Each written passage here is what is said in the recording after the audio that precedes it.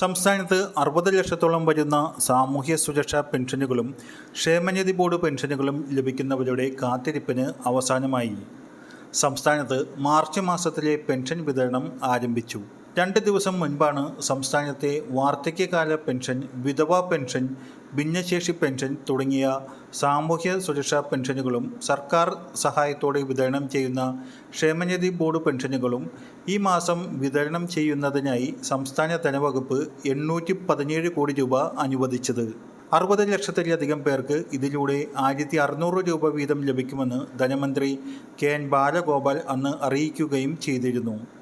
മാത്രവുമല്ല, ക്ഷേമ പെൻഷനിൽ 200 രൂപ മുതൽ 500 രൂപ വരെ കേന്ദ്രവിഹിതം ഉള്ള 8,46,456 പേർക്ക് കേന്ദ്ര സർക്കാരാണ് വിഹിതം നൽകേണ്ടതെങ്കിലും വൈകുമെന്നതിനാൽ സംസ്ഥാന സർക്കാർ അതിനുവേണ്ട തുകയായ 24,31,00,000 രൂപയും മുൻകൂറായി ഇതോടൊപ്പം അനുവദിച്ചിരുന്നു. എന്നാൽ 200 മുതൽ 500 വരെയുള്ള കേന്ദ്രവിഹിത തുക സംസ്ഥാന സർക്കാർ പെൻഷൻ വിതരണം ചെയ്യുമ്പോൾ എത്തിച്ചേരുകയില്ല. കാരണം ഈ തുക സംസ്ഥാന സർക്കാരിന് നേരിട്ട് വിതരണം ചെയ്യുവാൻ കഴിയുകയില്ല. ഈ കേന്ദ്രവിഹിത തുക കേന്ദ്ര സർക്കാരിൻ്റെ തന്നെ PFMS സംവിധാനം വഴിയാണ് ഗുണഭോക്താക്കളുടെ ബാങ്ക് അക്കൗണ്ടുകളിലേക്ക് ക്രെഡിറ്റ് ചെയ്യുന്നത്. അതിൻ്റെ നടപടിക്രമങ്ങൾ പൂർത്തിയാകുവാൻ കുറച്ച് ദിവസങ്ങൾ കൂടി എടുക്കുന്നതാണ്. ഇന്ന് കെട്ടിട നിർമ്മാണ തൊഴിലാളി പെൻഷൻ്റെ ഒരു ഗഡുവിൻ്റെ വിതരണം ആരംഭിച്ചിട്ടുണ്ട്. 16 മാസത്തെ പെൻഷൻ കുടിശ്ശിക ഉണ്ടെങ്കിലും 1 മാസത്തെ പെൻഷൻ തുകയാണ് ഇന്ന് മുതൽ ആരംഭിച്ചിരിക്കുന്നത്.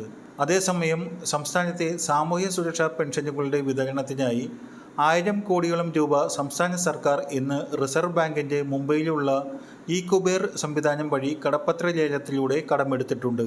ഈ ഫണ്ട് ഉപയോഗിച്ച് ക്ഷേമ പെൻഷൻ ബാങ്ക് അക്കൗണ്ടുകളിലേക്ക് സ്വീകരിക്കുന്ന 26 ലക്ഷത്തോളം പേരുടെ അക്കൗണ്ടുകളിലേക്കും ബാക്കിയുള്ളവർക്ക് സഹകരണ ജീവനക്കാർ വഴി വീടുകളിലേക്ക് നേരിട്ടും പെൻഷൻ തുക വിതരണം ചെയ്യും. വ്യാഴാഴ്ച രാവിലെ മുതലാണ് ഈ തുകയുടെ വിതരണം ആരംഭിക്കുക എന്നാണ് ഇപ്പോൾ വന്നിരിക്കുന്ന വിവരം. ചെറിയ പെരുന്നാൾ ആകുമെന്ന് കരുതുന്ന മാർച്ച് 31 മുമ്പായി ബാങ്ക് അക്കൗണ്ടുകളിലേക്ക് പെൻഷൻ ലഭിക്കുന്നവർക്കെല്ലാം പെൻഷൻ തുക എത്തുന്നതാണ്. എന്നാൽ ഇത്രയും ചുരുങ്ങിയ സമയം കൊണ്ട് വീടുകളിലേക്കുള്ള പെൻഷൻ വിതരണം പൂർത്തിയാവുകയില്ല. അതിനാൽ ഏപ്രിൽ ആദ്യ ആഴ്ചയും സംസ്ഥാനത്ത് വീടുകളിലേക്കുള്ള മാർച്ച് മാസ പെൻഷൻ വിതരണം തുടരുന്നതാണ്. വരും ദിവസങ്ങളിലെ എല്ലാവിധ പെൻഷൻ അറിയിപ്പുകൾക്കായി ചാനൽ സബ്സ്ക്രൈബ് ചെയ്ത് ഉപയോഗിക്കുക.